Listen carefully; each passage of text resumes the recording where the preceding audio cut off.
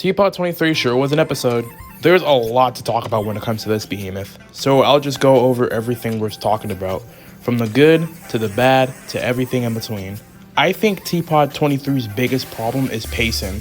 I call this the TPOT 15 issue because it feels like every 5 seconds something major is happening. There are, I think, 10 different plot lines all going at once. I think that'd be a little overwhelming for anyone. Let's start with the Balloony and Speaker Box plotline.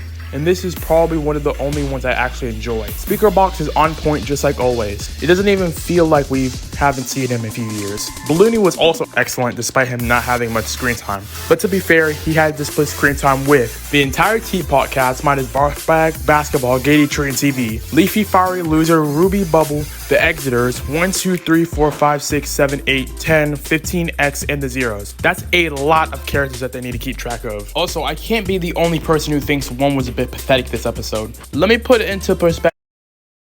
Also, I can't be the only person who thinks one was a bit pathetic this episode. Let me put it into perspective that one has her powers, almost all of 2's powers, and all of 4's power. Yet, she's getting pieced up by Winner and Lie, which, might I add, are completely powerless. I'm skipping the cake and steak ceremony because it's bad, so that brings us to the exit plotline, which I'm very mixed on. Now, they brought 3 into the picture, and she's honestly mid.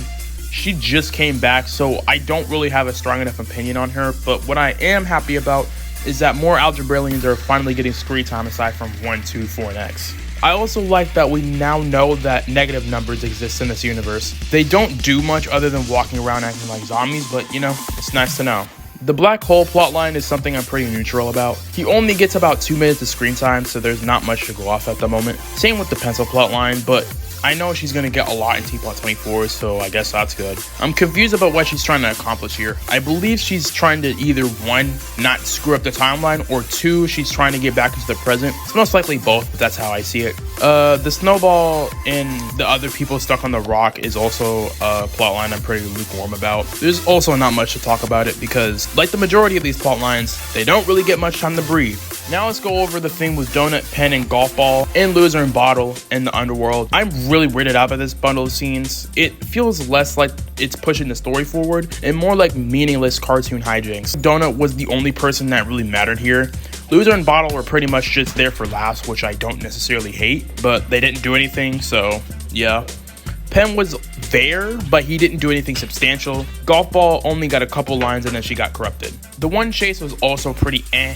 I think it should have been a little more of X and the others just barely evading one while she slowly picks them off one by one. Instead, she's insanely powerful but is still getting slapped around by people who don't even have half her strength. Also, instead of actually chasing them, she's too busy saying fine 30 times. Like, look at this. Fine, fine, fine, fine, fine. Seeing her turn into evil Leafy was awesome considering we haven't seen her since canonically 2015. She also turned into that frozen plant thing from Teapot 14 and a cactus. She also got stopped by a pile of dirt, which didn't last long, but still was pretty dumb. Now I'll talk about easily the most glazed part of the entire episode. Black hole, black hole, black hole, save me. What is happening? Black hole, black hole, black hole, save me. I just want my pen. Black hole, black hole, black hole, save me. What is happening? Black hole, black hole, black hole, save me. I just want my pen, please. I swear, almost everyone in the OSC has said Marker is now the best character in the Final 11 just because of that song. I get that his song is catchy, but that doesn't mean he gets a free pass to A tier.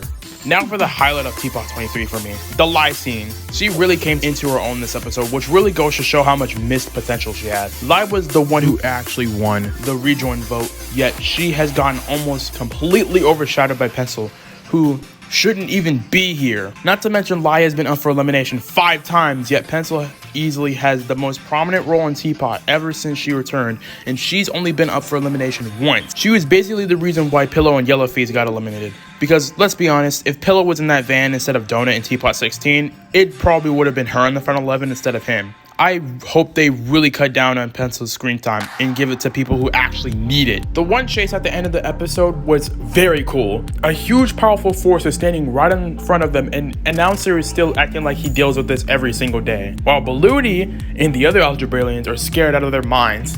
Also, this moment is really funny. Okay, that's all I had. I also think Balloony, announcer, and the other Algebraians entering the timeline crack was a great cliffhanger. Now it's time to go over every single member of the final 11 and what I think about them. Black Hole's decent. He hasn't done a whole lot since TPOT 19, but he's still one of the stronger characters. That should really put into perspective how bad this final 11 is. I'm not gonna lie, he's a tad bit overrated because in all seriousness, he hasn't done anything to necessitate the crazy amount of votes he gets every time he's up for elimination. Book absolutely doesn't deserve to be here. Book literally has done nothing since TPOT 17 and still gets insane amounts of votes. I'd love to hear one good reason as to why she deserves to be in the final 11, because I don't think you can. Even in TPOT 23, she still didn't do anything. Lai is 10 times more interesting to her, yet Book got 2,000 more votes than her. Donut has actually kind of fallen off lately. He's getting a tad bit better now, but he still hasn't gotten much since TPOT 16. I still like him, but if he doesn't start doing anything soon, we might be looking at the next OG TPOT team to be completely wiped out.